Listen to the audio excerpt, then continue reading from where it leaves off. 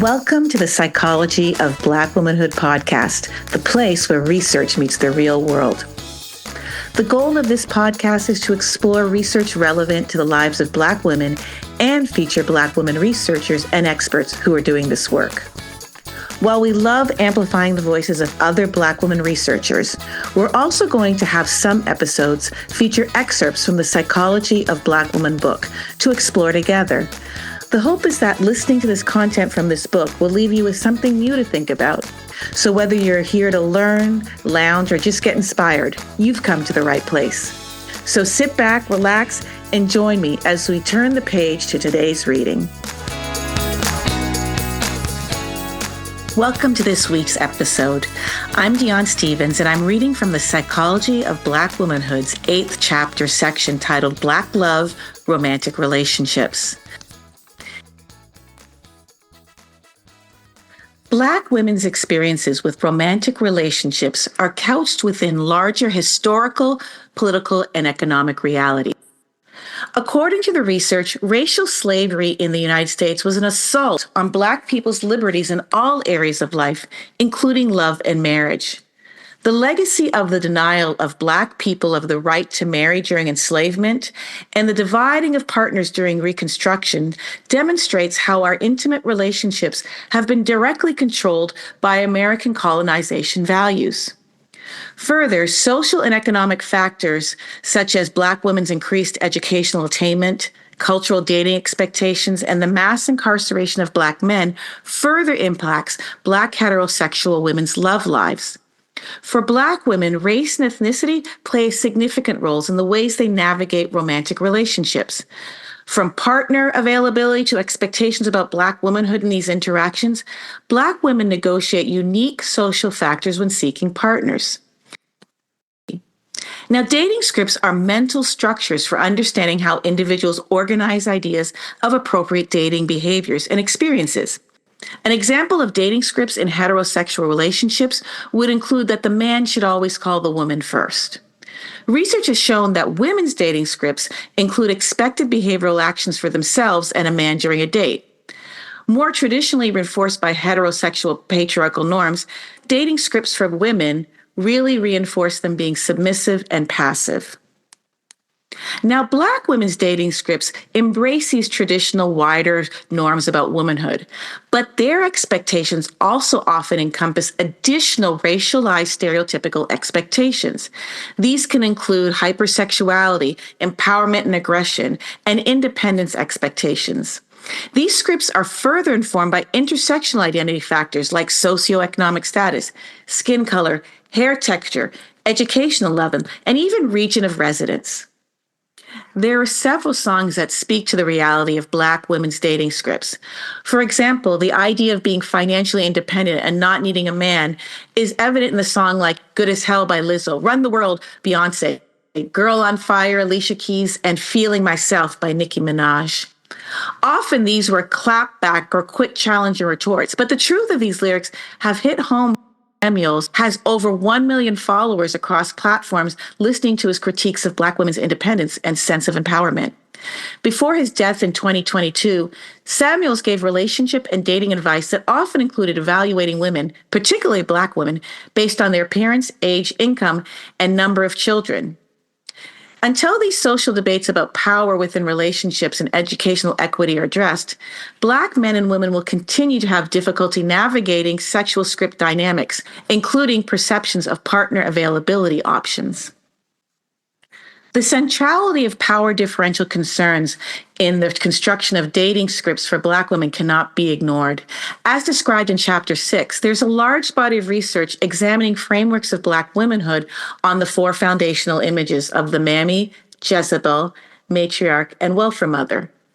Building on these images are the more recent sexual scripts of the freak, gold digger, diva, dyke, sister savior, earth mother, and baby mama. Together, these sexual scripts illustrate schemas that Black men and women and others use to evaluate Black women in dating situations. Underscoring all these scripts are messages about heterosexual Black women's personality, sexuality, and expected interpersonal dynamics in relationships with their male partners. When considering sexual expectations, there's a stereotype of the sexually erotic, promiscuous Black woman. However, the negative social consequences of enacting the associated behaviors in dating contexts can lead to social exclusion for Black women. In contrast, men's behaviors like infidelity is often framed as expected. They are assumed to have multiple partners and enjoy sex. These stereotypic sexuality dating scripts reinforce behaviors and stereotypes that really contribute to divisions across Black women and Black men's and others' dating relationships. Related to the power differentials, another factor to consider in sexual scripts for Black women is the influence of personality and behavioral assumptions. Black women are constantly negotiating societal images of Black women being controlling or overly assertive. In heterosexual relationships, research has shown that Black women might engage in self-silencing or the suppression of their personal concerns or voice. As an example, women who self-silence might refuse to voice their concerns, such as suspicions of infidelity, or to voice that their sexual or emotional needs are not being met. They do this because of the fear of the relationship ending because they're not following expected dating scripts. These realities explain why Black women may often feel pressure to negotiate their values, beliefs, and standards to ensure they have a partner or at least remain competitive in dating spaces. However, this pressure increases their vulnerability within relationships. First, by not being their authentic selves, Black women are unable to present their best selves and be honest in their interactions. The relationship may feel unbalanced and unstable due to a genuine connection because of an attempt to only represent the partner or society's expectations. Further, enacting submissive behaviors in intimate relationships has been associated with increased partner violence victimization and risks for sexually transmitted infections among Black women. Dating scripts are often influenced by the race and ethnicity of the partner alongside with the women themselves. The research has shown that during the ages of 25 to 54 years of age, the period when most marriages occur, is the most unbalanced for Black people more than any other racial group. There are only 83 men per 100 women compared to 99 men per 100 women in white populations. These numbers do not account for the fact that some Black men are disproportionately not able to be present in marriages due to poverty, incarceration, and other societal issues. Additionally, same-sex relationships, including marriages, and individuals who choose not to be married are not considered in these calculations. These differences in same-race partner availability are more pronounced among Black women in high socioeconomic statuses. In the 100,000 and over income bracket, Black women are the only group who outnumber men of the same race and ethnicity. There are 157 women for every 100 Black men making this amount of money.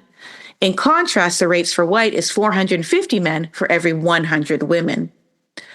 Those aged between 30 and 34 experience the greatest income gap, as Black middle-class women in this phase of the life earn 25% more than their Black male counterparts.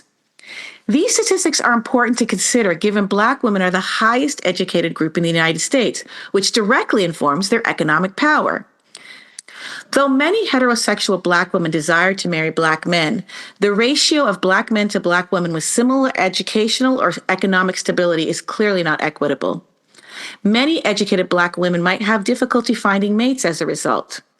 One study conducted in-depth interviews with 22 highly educated Black women with high earnings or degrees over a bachelor's degrees. The major themes that emerged were 1, perceptions of partner availability, 2, compromising for partners, and 3, negative outcomes due to this compromising in relationships.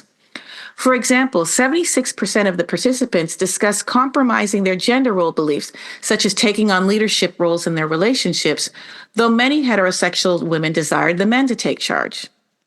Additionally, the findings showed that women who compromised in their relationships experienced negative outcomes, such as experiencing intimate partner violence, being in non-monogamous relationships not by choice, and difficulty negotiating condom usage.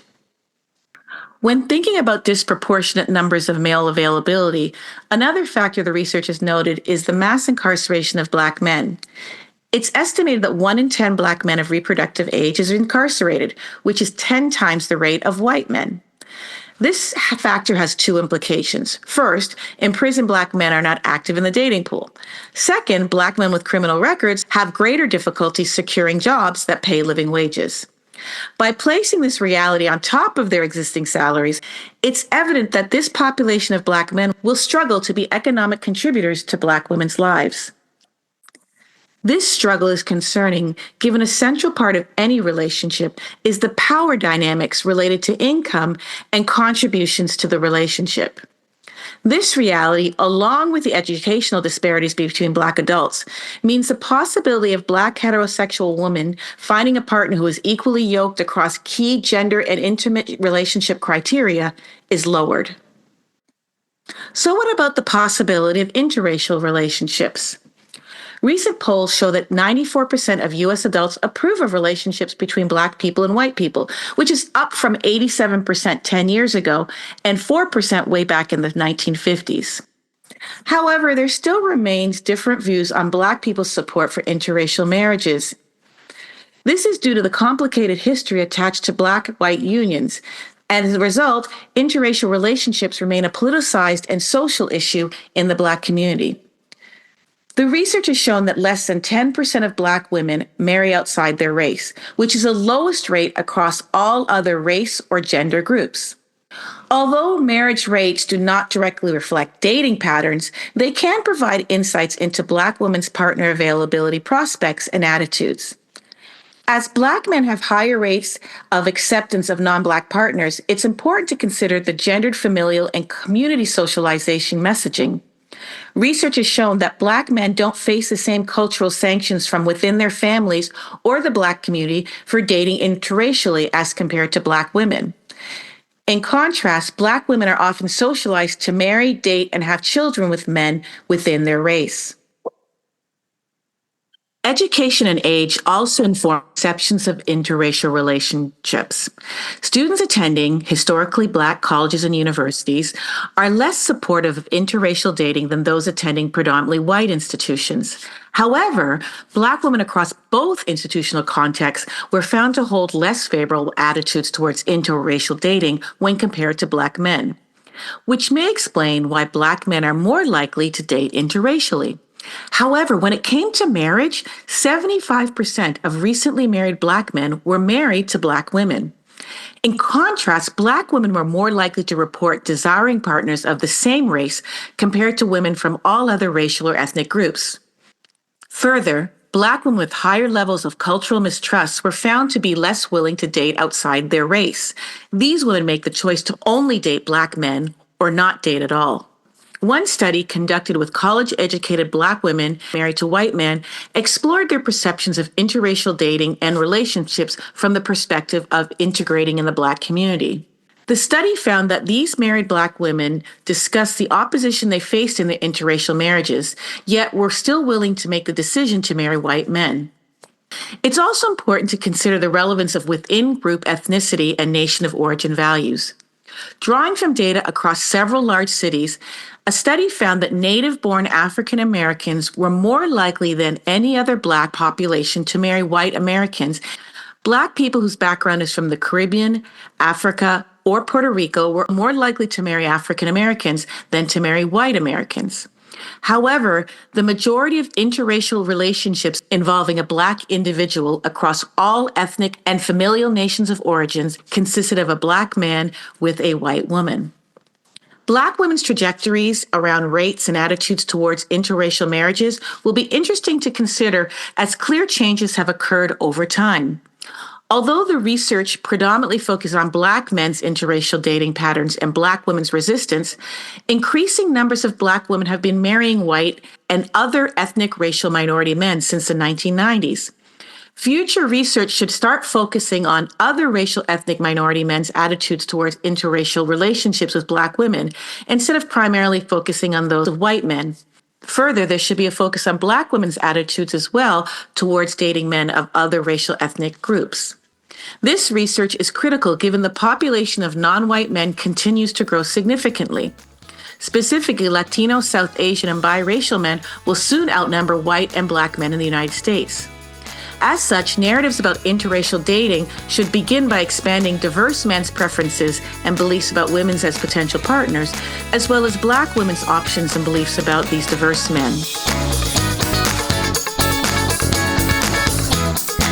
Thanks for listening to this week's episode, which covered pages 217 through 221 in Chapter 8's Black Love Romantic Relationships section. You can go ahead and read all about this research in the Psychology of Black Womanhood book. Just order your copy today from your favorite bookseller. This podcast is part of the Psychology of Black Womanhood book resources, which is used for classroom and community engagement. If you enjoyed this episode and you'd like to show your love for this podcast, please leave a rating and review on whatever platform you use to listen to the podcast. Similarly, if you'd like to keep up with our other projects, you can follow us on Instagram or Facebook. To check out all of our activities, just visit our website, www.psychologyofblackwomanhood.com. Thanks for listening.